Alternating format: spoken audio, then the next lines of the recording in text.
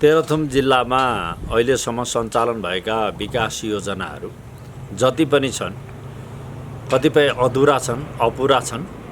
यो अधुरा अपुरा योजनाहरूलाई पूर्ण गराउने र अहिलेको आवश्यकता पूर्ति गर्नका निम्ति थप योजनाहरूसहित तेह्रथुम जिल्लाको समग्र विकास र समृद्धिको निम्ति, जनताको जीवनस्तर उकास्नको निम्ति, शिक्षा, स्वास्थ्य र रोजगारीमा जनताको सहज पहुँच हुने खालका आधारहरू तयार गर्ने र जिल्लामा परिवर्तनको एउटा अनुभूत गराउनको निम्ति मेरो उम्मेदवारी अथवा नेकपा एमालेको उम्मेदवारीले ती कामहरू पुरा गर्न सक्छ भन्ने विश्वासका साथ र यहाँको जनताको मायाले नेकपा एमालेले सरकार बनाउने क्रममा पनि एक सिट तेह्रथुम जिल्लाको तर्फबाट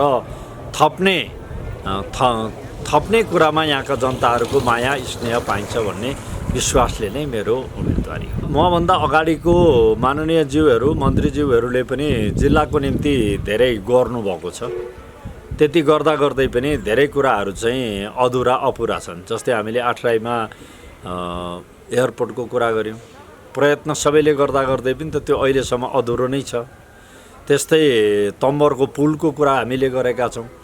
विकास निर्माणका कतिपय एजेन्डाहरू चाहिँ यो दल विशेषको मात्रै नभएर राष्ट्रको ध्यान आकर्षित गर्ने र राष्ट्रलाई पनि त्यो कुरामा कन्भिन्स गरेर काम गराउन सक्ने खालको व्यक्तित्व भयो भने अथवा त्यो खालको ध्यान आकर्षण हामी सबैले गराउन सक्यौँ भने विकासका निम्ति पनि ठोस योगदान पुग्न सक्छ भन्ने अर्थमा मैले अघि भनेको मभन्दा अगाडिको माननीय ज्यूहरूले अथवा मन्त्रीज्यूहरूले जुन खालका योजनाहरू सञ्चालन गर्नुभएको छ तिनीहरूले पूर्णता पाएका छैनन्। ती पूर्णता गराउने कुराका निम्ति पनि मेरो प्रयत्न रहने नै छ र त्यसले मात्रै जिल्लाको अहिलेको आवश्यकता पूर्ति गर्दैन। त्यसका लागि हामीले तल जनस्तरबाट पनि सुझावहरू मागेका छौँ। केन्द्रको घोषणा पत्रसँगै हामीले जिल्लाको प्रतिबद्धता पत्र पनि हामीले प्रत्येक पालिकामा मुख्य रूपमा कहाँ के कुरालाई केन्द्रित गरेर चाहिँ समृद्धिमा जोड्न सकिन्छ, पालिका, वडा र जनजनलाई, घर घरलाई पनि कसरी जोड्न सकिन्छ भन्ने कुराको प्रतिबद्धता पनि हामी ल्याउँछौँ। त्यसले तेह्रथुमको विकास र समृद्धिलाई जोड्नेछ। म स्वास्थ्य मन्त्री भएको बेला यहाँ 6वटै पालिकामा हामीले अस्पतालहरूको स्तर वृद्धि गर्ने कुरा र स्थानीय तहमा अस्पतालको कुरा गऱ्यौँ। शिक्षण संस्थाहरूको व्यवस्थित गर्ने कुरा, रोजगारी उत्पादन गर्ने कुराका निम्ति यहाँका सम्भावित सबै क्षेत्रहरूसँग पनि हामी परामर्श गर्नेछौँ। तमर प्रोजेक्टको कुरा पनि पहिलेदेखि चाहिँ आइराखेको छ। जस्तै मैले अघि भने एयरपोर्टको कुरा भयो।